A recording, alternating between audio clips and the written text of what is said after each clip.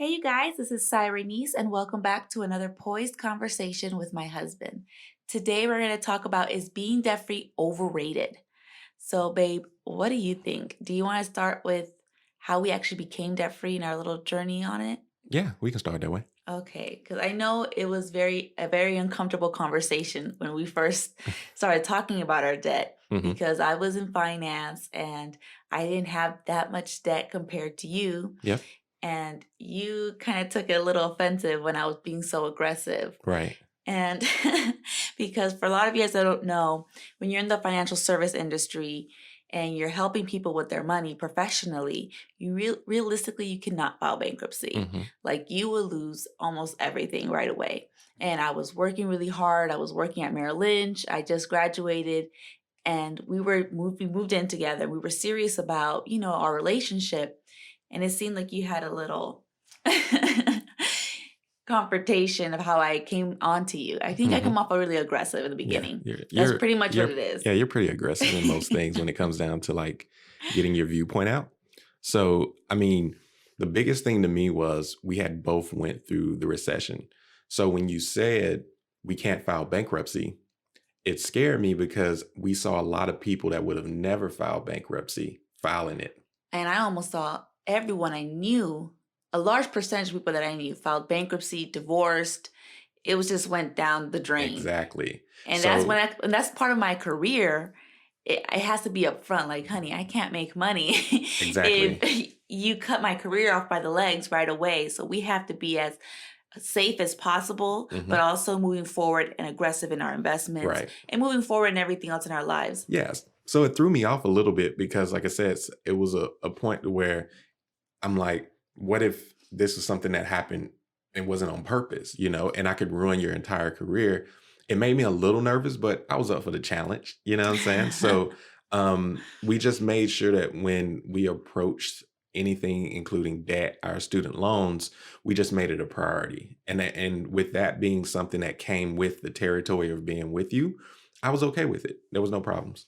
Really? Because it seems like from several conversations that we had, you feel a little intimidated because It, of it's the strain of me being as aggressive, this is serious, I'm taking it serious. And then also, you don't really know what could come down the line. okay, let me pull back then. In the end, I was okay with it. At the beginning, the conversation is difficult because one, I'm having to disclose my income, I'm having to disclose my debt. We're talking about credit. We're not even married yet. So Mhm. when we're dating and we're trying to figure out if this is something that's going to go further and become more serious. One of the things that we didn't talk about in my family was money. So like when Mhm. you need to know, you need to know how much money I make for what you need to know. Like, don't judge me because you went to community college and then to your 4-year institution. I was the first generation to go to college. So I actually racked up quite a bit of More than student me. loan debt. And it wasn't just student loan debt for the purpose of college. It was student loan debt for the purpose of survival as well, just in case I lost a job or if I wanted to make sure I had housing or something Mhm. like that. That's what I had. Yeah, So, and that's also the biggest difference that I didn't know that I was really naive to was the difference in college cost yeah. from different states. Hmm. Because in California, community college is very affordable compared to other community colleges in in other states. Hmm. But then even our state universities are very affordable Right. compared to even Alabama and other states Yeah. like that. I I was didn't, very surprised. I didn't know that. yeah, I didn't necessarily go to a university that was overly expensive, but it still came up to being around the average. I had little 30 plus thousand in debt and you had little to nothing in the grand scheme of things. Mine Like, was my emergency fund, and I took out more than I probably needed, but mhm. it made me feel secure, especially being a woman moving out to LA from San Diego. It's not a far distance, but it's still, you're still on your own. Yeah. And you still need to have your car and everything like that. And that was what killed me is that I started having a lot of car issues Yeah. when I was in college and housing issues of where I was going to stay, who I was going to stay with. Um, Other people's credit, other people's ability to help me, Hmm. room together. Yep. And you just go through so much during college that I understand why people go I into understand debt, too. and Or it's I understand hard. why they have that cushion there, why they take out a little bit more than they actually need just to make sure that they get through college. Because there's a lot of distractions that in your personal life that can prevent you from going to class, right? If you need Mhm, money or if something happens and you can pull from an emergency fund, mhm. it'll make it easier for you then to transition back into class. It's a lot of people that don't finish because they don't have the funds to occupy the other part of their life, you know? Mhm. But yeah, like I said, the conversation was difficult at the beginning, disclosing certain amount of information. I felt judged because of my route to college, because of the amount of debt I had compared to yours, because of the financial decisions I made. I didn't really have credit card debt or anything, but also just disclosing income was awkward, Mhm. because, you know, Realistically, if you're gonna pay off debt, you have to know what you're working with. I know, but That's then the in a reality. relationship, it's like, okay, now she knows I make this much money. Does she think that I'm not making any money? Am I making money? Am I, you know what I'm What does saying? she Like, think? does she think I'm not progressing in my career because I don't make the amount that she was expecting? You start Mhm. wondering all that. I mean, after like a few wine nights, right? See, guys, it doesn't take one wine night, it It takes takes a a few. few. Yeah. I mean, we were able to open up and really get to the core questions that we felt made us uncomfortable. And I told you multiple times, like, I don't like, we don't disclose this stuff. And it took a while for me to tell you how much money I made. Mhm. Yeah. When we already agreed that we were gonna pay off debt, Hmm. or pay off debt so that we don't end up in those situations of filing bankruptcy and all that. I know that you started looking into YouTube and podcasts and just different things, to get educated a little bit more. You came across Dave Ramsey. Yeah. I wasn't coming to the table uneducated. You weren't about to blow me up like I know, that. because that's the one thing I did bring to the table. I brought a lot of like old school books that Yeah, you I did. was sharing with you, and you started becoming a little book nerd. And I was like, oh my God, it's my babe right there. Yeah. But when you found out about Dave Ramsey, I'd never heard of him. So my Hmm. parents were big into books and self-help books and financial books and all that. But Dave Ramsey never came up. Susie Right. Osmond came up, Orman, I'm sorry, and a whole bunch of other people came up, but never Dave Ramsey. Hmm. And then when you talked to me about him and I researched him for myself, I talked to some of the financial advisors that I worked with, and they're just like, I don't know, Yeah. because their situations were so different. That's not a big situation for them. Hmm. For them, they're more promoting um investments instead of getting into debt. So they're like, pay your debt off slowly and invest most of your money. Right. Because at the end of the day, that's where you're going to make, build your wealth. But for people like you and me who, we had to take out student loans, we had to take out car loans. Our parents didn't pay for that stuff. We had to pay for it. Right. It was a different situation. So that that advice just didn't really connect with us the Hmm. same way that it would have for someone who didn't have a lot of student loan debt or didn't have a car payment like that, or a really small car payment. Yeah, I mean, during the time when I had transitioned to my career and we started dating and we were talking about money, I was in this really, I was on YouTube constantly looking up motivational videos, and in the videos they would like basically cuss you out and tell you, and He was pretty aggressive. I was pretty aggressive. Like I was like No, tough I mean love. Dave Ramsey was pretty aggressive But as well. that's what happened. I don't know exactly when I ran across his YouTube, but it was just I think I was looking up some financial stuff, and then this middle-aged white dude came on, and he was like, "Dad, cut the credit card up. You're stupid." Like it was aggressive, and I was just, I like this. You know what I'm saying? Like he wasn't sugarcoating anything, and he was telling people like, of course you could get rich doing this or doing that. But the biggest thing that's holding everybody back is this debt. And so I saw the 7 baby steps, and it was an entire system where not only do you, pocket a little bit of money, pay off your debt, but you can transition into wealth, right? So it was an Mm, entire process that you could follow. And what I did was I did the first step, which was $1,000, and we talked about it.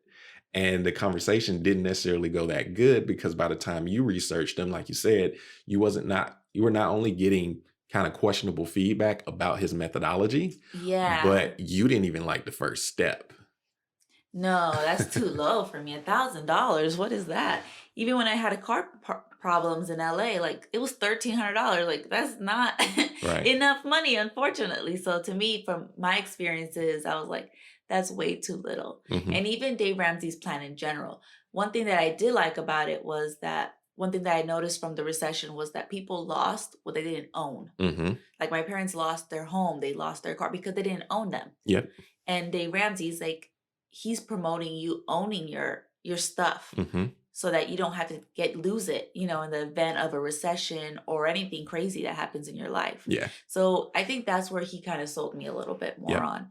And we decided to join our first emergency fund together. Yeah. And I mean, we definitely took an approach where anything we received, any information we gathered, we brought it back to the To the table. conversable. So what we're doing now is what we genuinely did back then. Like we would talk almost every single night about something that was relevant to our growth.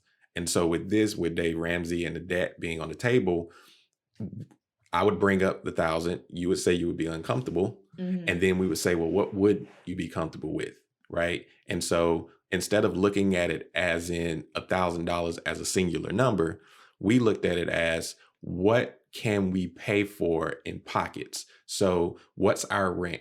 That's our first goal. Because if Yes. something happens, we can at least pay rent. And then we'll move up a little bit. Like if you add a little bit more money, that'll create another threshold that we can afford this. And so we created small milestones until we got to a point where we were comfortable. And then we moved on to the next step. But we just had to figure out what worked for us. And being in California, it just made it a little bit more difficult to accept the $1,000 as the first step. Hmm. But that's okay. You don't have to do it that way. You just have to realize that you need a pocket of money just in case stuff happens because most people don't have it. And with me, my parents, after going through the recession, when I transitioned into my job, my dad never recovered from the recession. It was very difficult at his age to get back into the workforce. So I was sending money back home. So when we were going through our finances, it Hmm. was a little awkward when there was this random pocket of money I couldn't explain that I just was sending back to my parents every single month, right? To help them pay bills that we couldn't account for.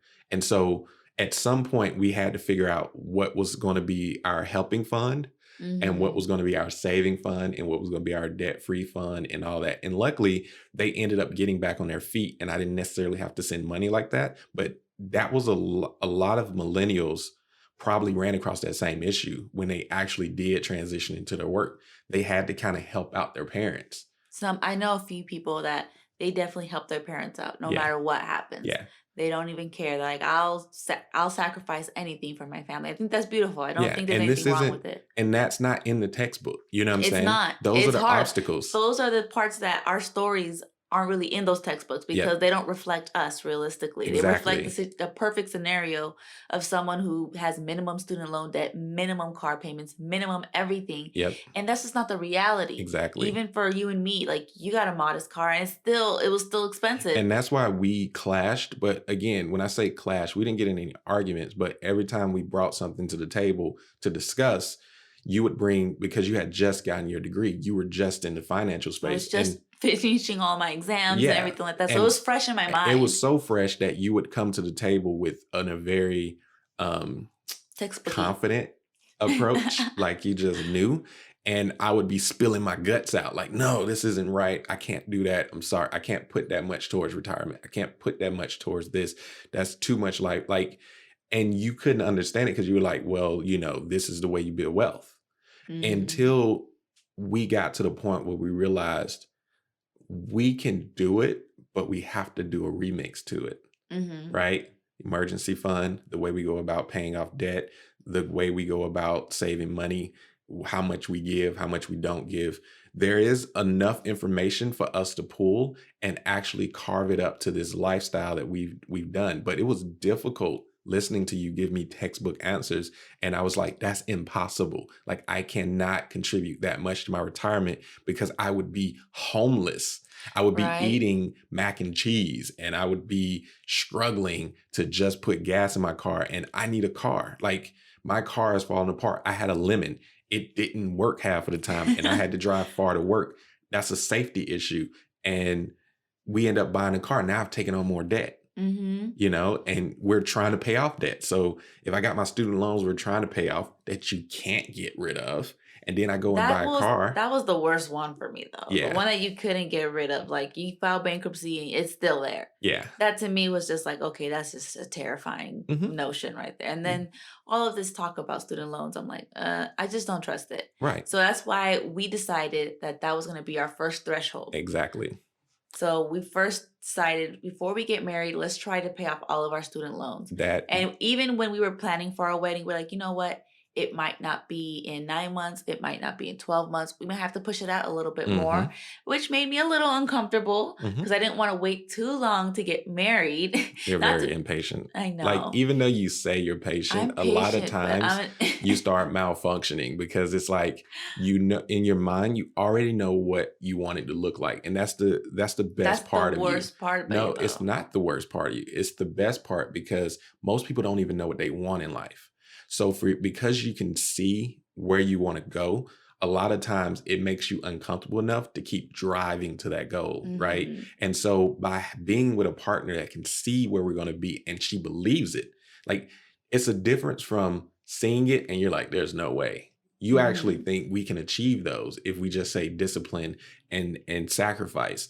And we just have to decide how much sacrificing we want to do for the goal. And a lot of times your goals aren't unrealistic. It's just the time frame has to be adjusted. And in Yeah. this case, we knew we couldn't pay off all of the debt, but we knew we can chunk The the parts that made us most made us uncomfortable, the most uncomfortable. and So that was student loan debt. And we killed it because killed it. what people don't realize, we were very unpopular that entire engagement time. Nope. We didn't have no engagement parties, nothing crazy. We literally you were side hustling like crazy. Hmm. And then I was studying so I can increase my certifications. Yep. And that's how I increased my income for my paycheck. And then I also got a bonus. Right. That really helped me pay off my loans and prepare for the wedding as well. Yep. Cash flow the wedding. And another modification we had was that when you're in the mindset of paying off debt and you look at everything that's going on, like getting married, as a man, Mhm. okay, I'm gonna speak from that perspective. Okay.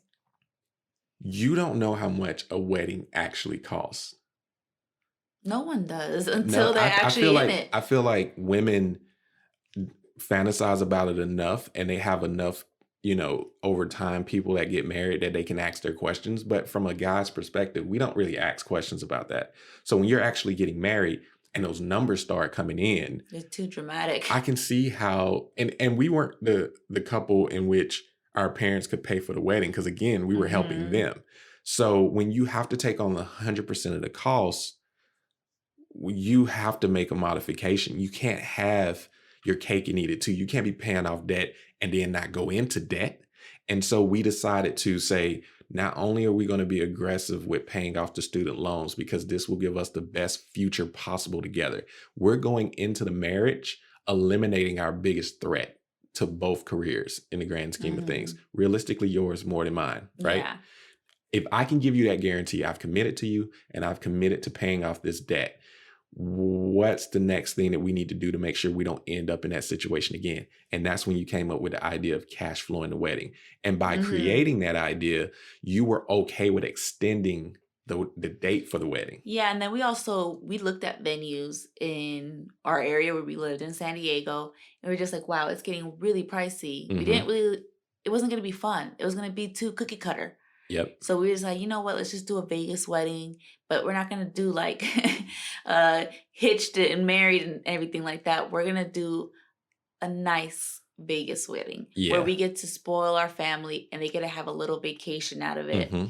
And It didn't come up that simple, you guys. I was working on some pretty big projects, and she kept coming to me about like what type of cups and silverware, and like she was like, oh "Oh, my God. we need a beer cup, we need a liquor cup, we need water cups, we need champagne flutes, we need," and I was like, Wine cups. and then it was like, "How many guests is it going to be? And then who's going to sit where? And And like, it wasn't which even that chairs do many we want to guests, so it have? was wild. And who's going to cook? Let's go over the catering menu." And it was like, and then it was like, there's a fork, there's a cake fork, there's the dinner fork, and it was like, I don't care. I actually like, can we get a wedding planner? And then you went and priced it. And I was like, okay, we can't do that either as a whole. And I was getting so frustrated and overwhelmed with all the decision making while I was, I was working a lot of side hustles to pay off the debt. So with all that going on, we had to alleviate the pressure.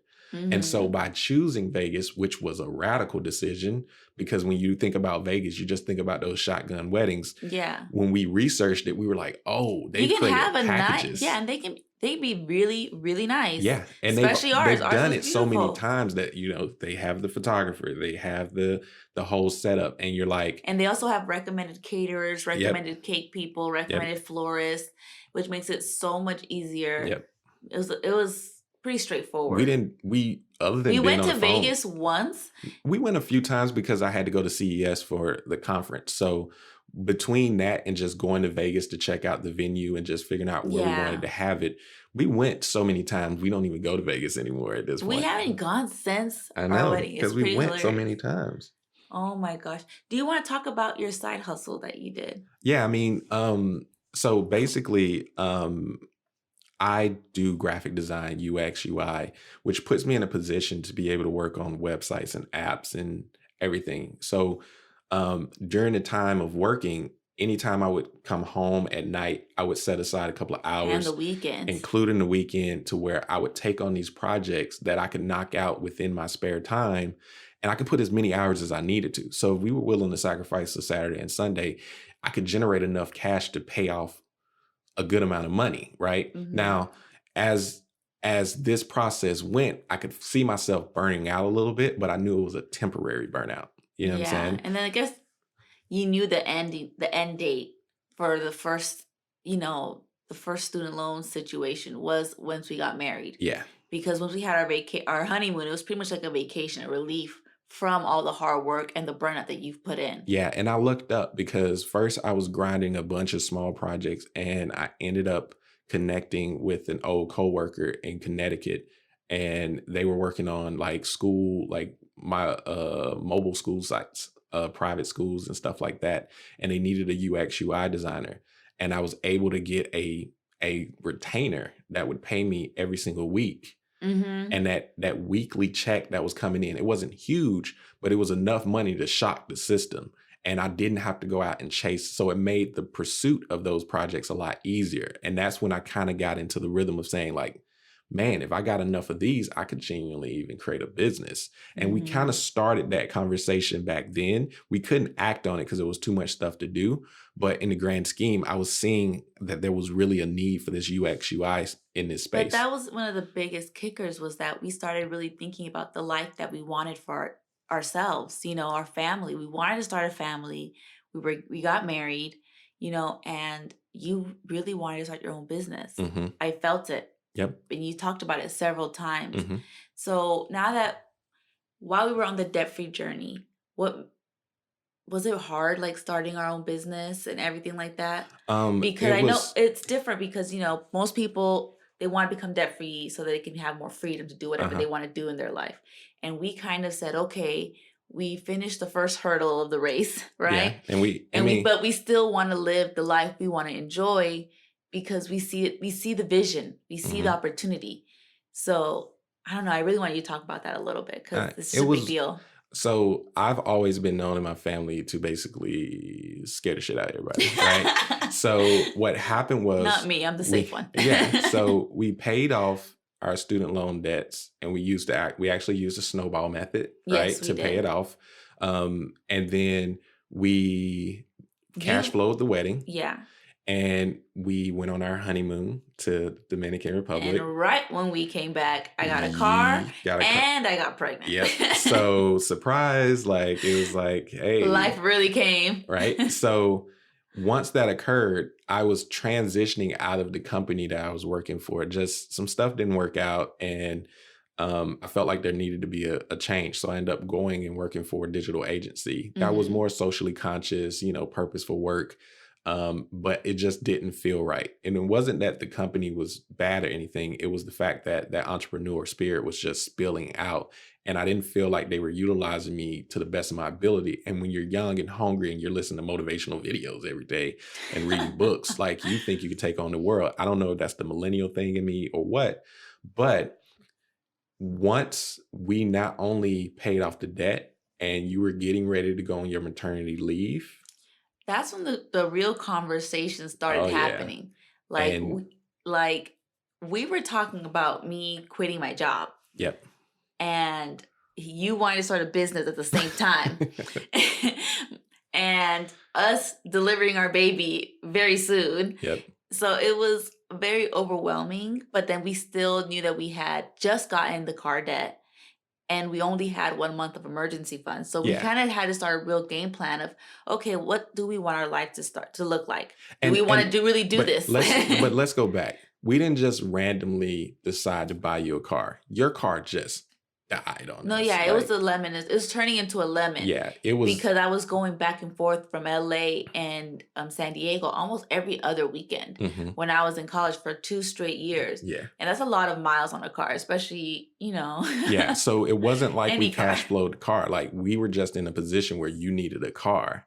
And so once we found out that, your car had just given up, we were like, you know what, we don't have our student loans. We cash flowed our wedding. We We have only only my had, car left. yeah, and it wasn't So that dramatic. it's okay. And when you got the car, shockingly, we end up getting pregnant after, and we kind of questioned whether or not we got the right car at that point, right? Because we got a Hmm. car that was decent, but we were like, should we have gotten an SUV? Should we have But then gotten I feel something like the else? SUV would have been too premature. It would have, right? And Really so premature. we knew we just stacked up another thing of debt, but because we had conquered the previous debt, we were good. And also You were socially, it was confident. okay to have car loans. So you didn't think anything of it. We just got rid of the worst debt you could possibly have in our Hmm. minds.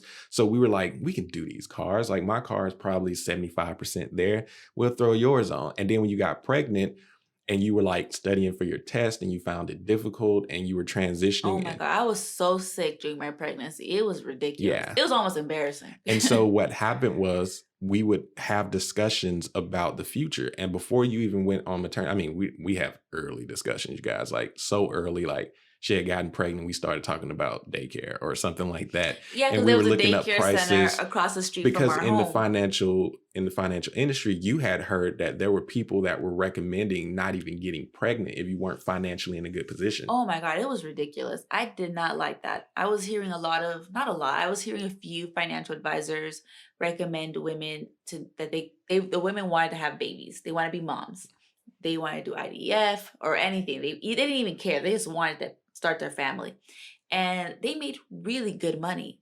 And they were still being recommended to not start a family just Hmm. yet, or to that they couldn't afford to have kids. And I was like, that's insane. You should never tell someone they can't afford to have kids because obviously she has enough money. She can't afford it. Yeah. And there's obviously a dad as well. What's going on here? Like, Hmm. so the advice that was being thrown out there that I was hearing was it was a turnoff. Hmm. And I was like, wow, what are what are they going to think about me starting to have my kids? And I was like, you know what?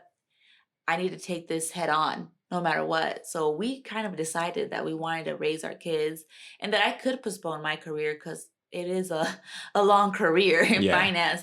You don't have to be young. You can be old and make tons of Yeah. And in money. my career, UX/UI, like It's I'm more gonna be the young. old man soon. So like I need to be careful.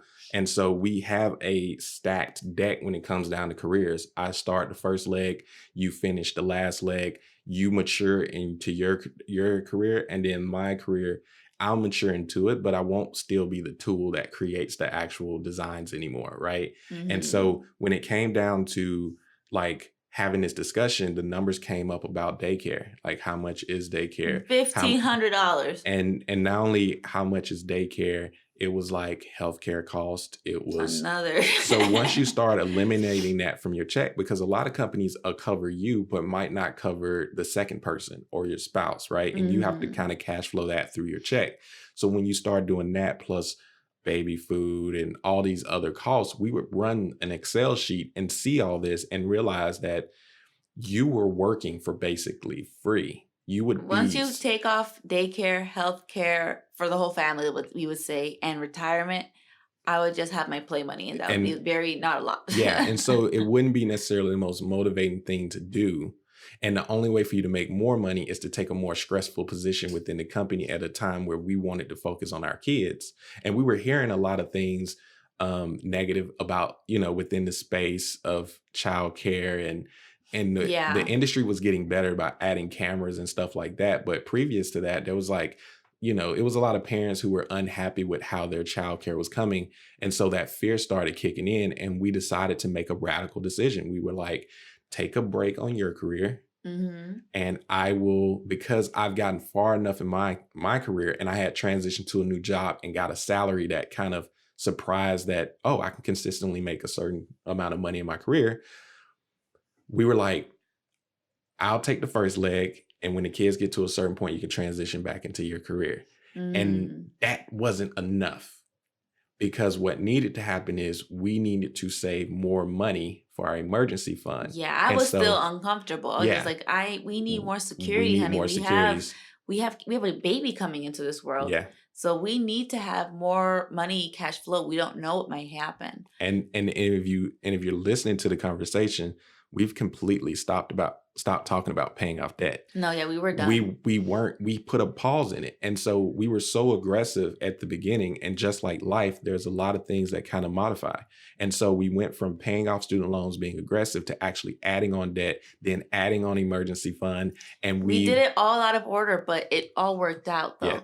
Because at the end of the day, not the end of the day, but when we were in that position, we felt very confident that we can pay off debt Mhm, because we paid off student loan debt pretty quickly, mhm, and that we can cash flow things that we wanted, and we saw the life that we wanted in the future, and we were like, okay, let's start saving our emergency fund now, yeah. because this is going to help us build up that confidence. And when you got, a little tired of the job that you were at, um, we were we both felt more comfortable for you starting your business Mhm. and to quit your job as well. So then we were both unemployed. Yeah. But we had our emergency And fund. we had families that were like freaking out, and they Oh were just my, like, what everyone is was going freaking on? out. And they didn't Everyone. realize all the discussions we had to And get to all this those point. things that we did to get to that And point. the biggest thing to me that allowed me to start my business was when I looked you in the face and said, do you want to do this? And you didn't flinch. You said yes. And that gave me all the confidence in the world to just take the risk. And And usually I do flinch. you flinch like crazy. Like that fear just shines through your eyes, and your nose turns red. And you be like, yeah. And I'm like, okay, Rudolph, this is not working, right?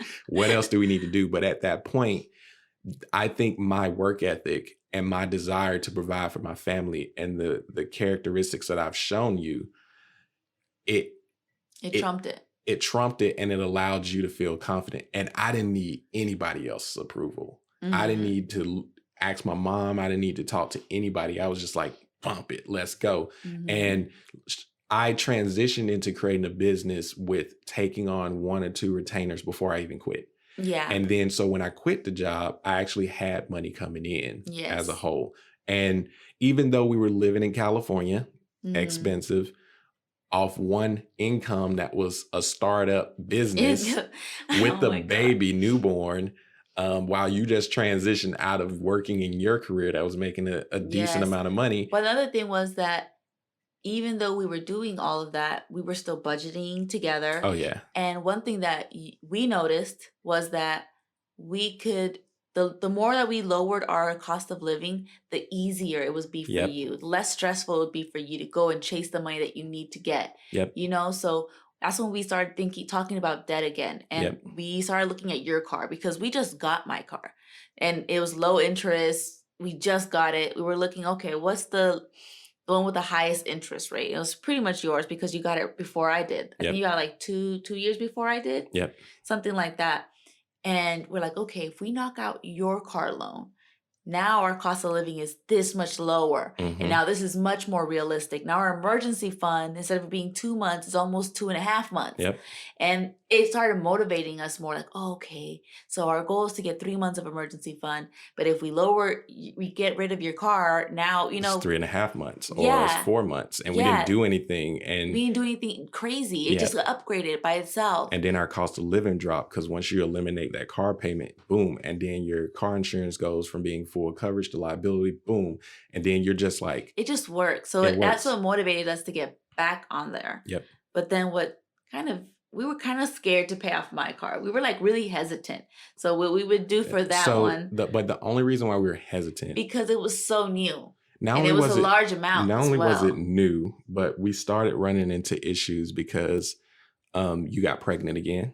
I did. So, and I mean, what was this, like a year and a half later or about a year A later? year and a half later. Yeah. So you got pregnant again, and my dad was getting sicker. And so there was a concern that something could happen to him. But after 6 months of being pregnant, was it 6 months? Mhm. Basically, Right when I went to do the gender reveal, it was my birthday, and then we found out that our son had a heart defect. yeah, And it was so traumatizing because, it was the first time I've ever experienced something like that. Very emotional, especially when you're pregnant. yeah, Like your hormones are just on another level, yeah, honestly. And we decided to open up a separate savings account so we can save specifically for, for the surgery because we did the math. I called yeah, Kaiser billing department like 100 times has to be. And we got the amount done for how much the surgery would cost. We decided to do it at LA Children's Hospital in Los Angeles. yeah, So we had to think about travel, hotel if we didn't get the Ronald McDonald house, food.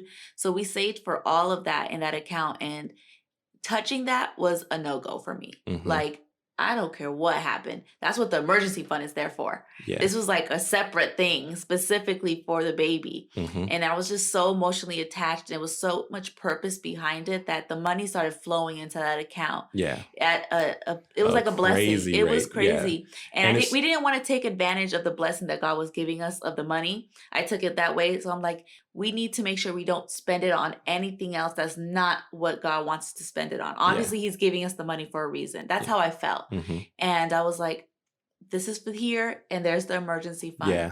And It was it's so funny how you say separate. that because it is true. It seemed like when we got hit with that It situation, was like a like month. it was aggressive, and it did seem like out the blue, the business just accelerated. Like it seems like God just opened up a flow of cash for us, and He He's knew what like, was you, coming. I know.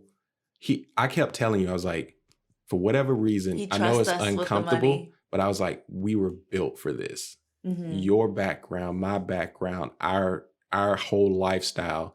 We didn't know anybody who had gone through what we're going through in our particular situation, but for whatever reason, it was like we're built for this. We can do this. And it seemed like the gates just opened up and the cash flow came in and the strategy nailed it. And we had made every decision that we made seem purposeful because everything laid into place Hmm. perfectly. And it was okay that we didn't pay off debt as fast, but we knew we needed to keep putting little Pockets. pockets here and there. And so as we were going through it and we were saving the money allowed me to be distracted from the actual situation, but also it allowed us to realize that if this is going to be a serious if this is going to be as serious as we think it is, we don't want to focus on the money when the actual surgery And happens. that was another thing too. When it was getting closer to that time and the surgery was like the week of the surgery, I lost so much weight. I was 100 pounds. Yeah. I was super stressed out. You guys thought I was having like a stress meltdown. Yeah. And it ended up happening that I had thyroid problems. Yeah. And I was very stressed out. I'll Mhm. admit it. What parent wouldn't be stressed out with their 6-month-old baby having open heart surgery? Yeah. And then on top of that, your father passed away. Yeah, we knew he was sick. I had went to go visit him. I had a feel you guys I weren't gonna couldn't go, but then I was like, babe, I feel you have to go. we But be were there for your we yeah, mom. we weren't gonna go only because we were like, he's been in the hospital in and out. We'll just keep checking in. But for whatever reason, you were like, I just feel something. And I couldn't take the family because Lee couldn't travel. So I had No. to go by myself. And he couldn't talk. He was in the hospital. And I went there for a week. I didn't work. And then when I came back, the day that I came back, your dad was here. He was visiting, and I got the call. Like the Mhm. day I came back, I got the call that he had Mm. passed away. So I felt like he knew I couldn't handle that when I was there. So he allowed me to at least be back with you so that therefore you can comfort me during the news, which Mhm. then I ended up flying back. But again, you guys couldn't go because Lee Lee couldn't just travel can't because of travel. his heart defect. Yeah. The doctor And said no traveling until after the heart defect and everything's, working to speed. And so the craziest part was Lee got sick. And we were super upset because he ended up getting sick over something stupid. You get a cold And or yeah, he cold. just had a common cold, but you can't operate on a kid that has a cold, especially an open heart surgery, because it increases the risk of, something going wrong. So they postponed the actual surgery. And the day that he was supposed to have his surgery was actually the week of my dad's funeral. That would have been a hard And choice. by him getting sick, it actually pushed the surgery back a week from where it was supposed to be. And they were going to check, and he ended up passing it. So they ended up confirming that date. And so when I came back from the funeral, I literally transitioned right into getting everything to go to LA to then go do Lee's surgery. And you're talking about a complete nervous wreck, mentally just screwed up. I'm running on absolutely no emotions at this point because it's just, I'm so numb. And then behind all of this, I wasn't working. Nope. But the thing that really made us feel confident and comfortable was that the way that we managed our accounts, our bank accounts, the way we organized our finances, it alleviated so much stress that I can't even explain it. Because the last thing you want to do when your son's in the hospital, your father passed away, your father-in-law passed away, is look at an ugly, stinking budget. That's the last thing you want to do. You don't want to be looking at your bank accounts. Oh, can I afford to buy a coffee? Like, you know what I mean? Or anything. Can I afford to buy gas? Like, you don't want to feel that. That's the last thing you want to feel is financial stress. During a time that you're dealing with so much emotional and spiritual stress. And everybody around us was understanding, the people I was working for and all that. Like, it everyone was too much. Really calm. It was too much for everybody. And they were like, they got it, because I was working like 60 hours a week the previous. So I went from going 150 miles per hour leading up to it into just hard stopping. But again, the emergency fund that you stressed that you needed, it came in. The money that we wanted to cash flow, because we did our wedding, we cash flowed that wedding, gave us the practice to cash flow this surgery.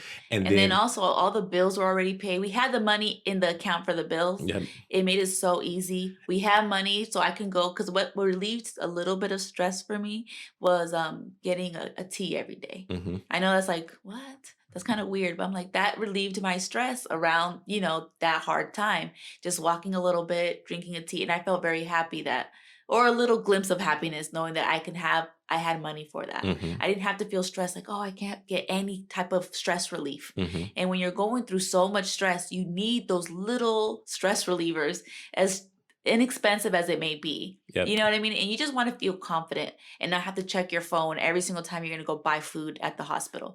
That's another thing too. I've noticed people are always checking their phone checking their balance in their bank app. And that was the conversation we were having with a lot of people while we were going through the surgery, because there was other kids having the surgery. Oh my God. And it was devastating, because it was just like both people had to quit their jobs or something like that. And one the person was bills sleeping in the car, because only one parent's allowed to sleep with the child. During the surgery, they had to leave and go to work. And it was just like, we were looking at each other like, we're blessed. Like, we're in a position where we're both here and we're in tuned and we're not worried about anything else. And we've detached. And I think that took us to a new level, because it gave us a whole new view of purpose.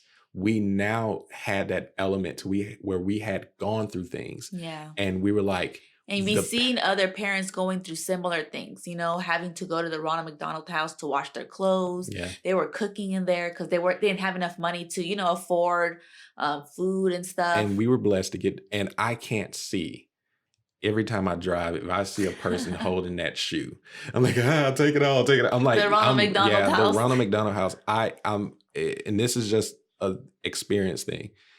If you get the opportunity to donate to that cause, when you're in the Ronald McDonald house, from the counseling to the meals that they give, to the rooms, to everything. So grateful. That is a massive operation that they're just giving away to parents for free. And when you see it, like, there's books for the kids to read, PlayStation. Raylan was so happy every time they had activities. It was right next to the hospital. And like I said, like, this is a personal thing on the end, and I'm not sponsored by the Ronald McDonald House by any means, you guys. Thank you for saying that. But absolutely, that operation is worth investing in because we were fortunate enough to have it. But through the conversations I had with parents, they were in there for months and there was no way they could actually survive without living in a Ronald McDonald house for free. You get what I'm saying? Mhm. While their kids were going through multiple operations and surgeries and procedures and all this other stuff, like it will save a family's life and the stress. And it was massive. So again, if you got the opportunity to donate, please do. And when they Yes. asked us, they were like, hey, thanks for staying at the Ronald McDonald House. And, here's your bill. It's all donation based. So it's up to you. Pay what you want, whatever you can.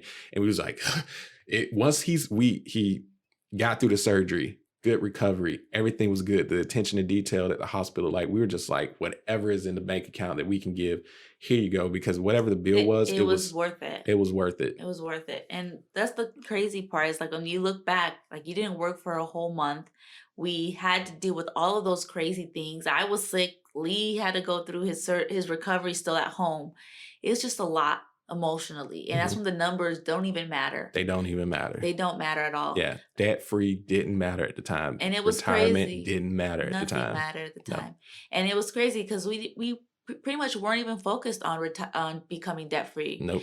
And it wasn't until the next year that we actually found out that we overpaid on taxes. And the only and we reason were, why we overpaid was because I took the month off. So the accountant but gave you me had numbers. the money, yeah. Yeah, the accountant gave me numbers that I had to pay my quarterly taxes, and I paid those. And you were stressing out a little bit to pay one was of a them lot. because you're just like, It was this a is lot. BS. I didn't even work. Yeah. We weren't sure how it worked out because we were still like new business Yeah, and I owners, was like, well, I didn't realistically. work an entire month. It was just like, well, we're just gonna pay it. And then we ended up getting the biggest refund that we've ever gotten Mm-hmm. because I overpaid on taxes, only because I didn't work for that 1 month. Mm-hmm. And when all the tax reform happened, it happened to work in our favor. Mm-hmm. And we took that. And we got it, and we were like, you were like, what do we do with it? And I was like, pay off my car. What are you talking about? Let's pay this thing off. And then I remember we were up here in your office and we clicked the submit button. Yeah. And we're like, oh my God, We're we're really debt-free. debt free. Yep. This is crazy. And it took a while and we weren't really focused on it at the last ending part, the We last didn't. debt. That was God's work. I think that was was him basically giving it saying, to us. don't worry. I got you. I got you. Like you still had a goal. You forgot about it. You focused on what you need to, and everything's going to work out. Now we could have took that refund and just said, "Oh, we need a vacation." Yeah, like most people do. But then we didn't. No, it was given to us on purpose. Yep. It was all on purpose, and I don't know, it just all worked out. Yep. And when I think about when people are like, "Oh, is becoming debt free worth it? Is having an emergency fund that important?" And my heart just like starts bumping with starts heating up, not in an anger way, but like in an emotional way, because I'm like, yes, it's so worth it. Yeah. It's worth it. You don't know what God's preparing you for in the future. You need to prepare yourself with what he's giving you so that you in the future, you'll be so grateful because you'll have a lower cost of living, less stress. You'll have that emergency fund no matter what comes your way. And I just can't even say in words how important it is. And a lot of times it was awkward conversations because you would have these gut feelings that did not make logical sense for us to do. Like certain things with the emergency fund, certain things that you wanted to achieve financially slowing down, you would always say, I just have a gut feeling. And in a lot of relationships, the other person could be like, you know what, whatever you're feeling, it could be gas or something like that. We just go past it, right? We always listened to that inner thought and made sure we were like, we don't know what that is, but let's not ignore it, right? Yeah, it's there for a reason. And so when we got through everything, I could see on your face, you were like, I followed my gut and I knew that we needed to pay off this debt because that gave us the cash flow. I knew we needed the emergency fund to help us create the business. I know that we needed to do this in order to finish paying off our debt. And at the end of the day, even though this wasn't the 7 baby steps, even though this wasn't a textbook solution to paying off debt, we did what we needed to do because when life hit us, It hit us. and it hit us hard. We felt it, and that's the crazy We part. followed our gut, and we Yes. did not follow the path that everybody else was doing. We stopped when we needed to stop. We paused when we needed to pause, and we went hard when we needed to go hard. And even Even though though it was uncomfortable well, to a it's lot of people, they didn't understand, they didn't see the vision that we had in place. We knew what the vision was. We felt that gut instinct, and we stuck we to stuck it, to it. And and it that's why ended they up say working out. personal finance is personal finance. Everybody's debt-free journey is not going to be the same, and it shouldn't. It'd be Don't awkward if it was. don't feel bad. Don't look at if we paid off this much in 5 years, or if this person paid this off in a year and a half. Or It this person got help from their parents, it or this doesn't person took matter. 10 years. It doesn't matter. Or even if, are you including your house? Are you including this? Focus on what goals matter to What you. makes you feel secure? What makes you feel confident? Paying off debt might not be your focus at a certain point. Starting a business might. But what we found out was that paying off the debt gave us confidence to start the business. And Yes. therefore, And it that's didn't all put that as really much stress matters. on Yeah. me to feel like I had to make enough money to cover all these expenses. Releasing that stress made the business feel more feasible. And we're going into our 5th year, and we've been doing this on our own, Yeah. and you haven't had to get a job, but we created Poise because we had gone through so much There was that purpose behind it. yeah, Everything. The that IFI banking method, there's purpose. Poise, there's purpose, of course. Everything. And that's why when I get that question, is debt free overrated? I've gotten it several times. I'm just like, yes, it is hell overrated. no, it's not overrated. It's not overrated. It's definitely it's a stress reliever. Yeah, And you can't really put a value on stress, no, because that stuff will kill you on its own. But absolutely. I want to end this audio right here. Hope you guys enjoyed it, and stay tuned for more. Bye. Bye.